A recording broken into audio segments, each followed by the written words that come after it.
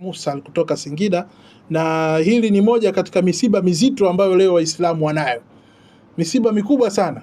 Wengi sasa hivi watoto wetu wa kike hawaolewi mpaka mtu kashatiwa mimba, ujauzito kwanza ndo baadaye aolewa.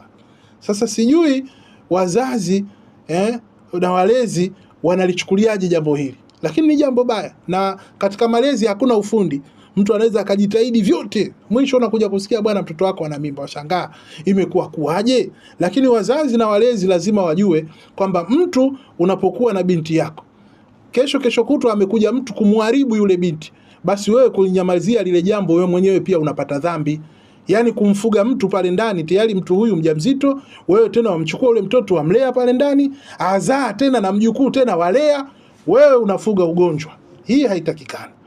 Mtu ameshakuja kashamuharibu huyu mtoto, tena si mtoto, jitu zima ili paka limeharibiwa, wakaa nalo ndani la nini? Lipeleke kwa yule mtu aliyemharibu.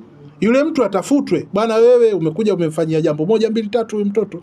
Kwa hivyo lazima sheria zichukue mkondo wake, huyu mtoto uozeshwe, ukae naye. Umemharibu, sasa unamweka hapa ndani wa kazi gani?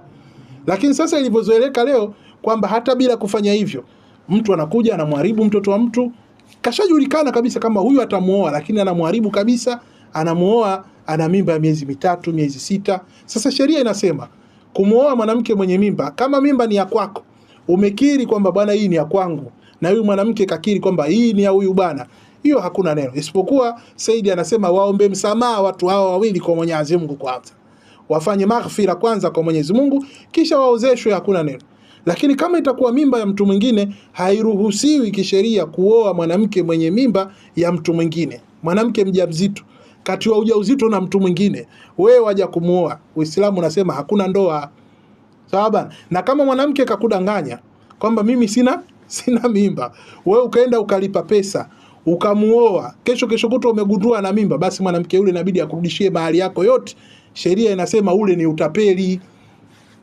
Ule ni utapeli. Yule mtoto anakuwa nje ya ndoa, ndani ya ndoa? Mtoto ni nje ya ndoa. Mtoto si alikuja kabla yule? Ndoa ilikuwa bado. Sawa. Sema tu kutoka duniani ndo katoka kipindi cha ndoa.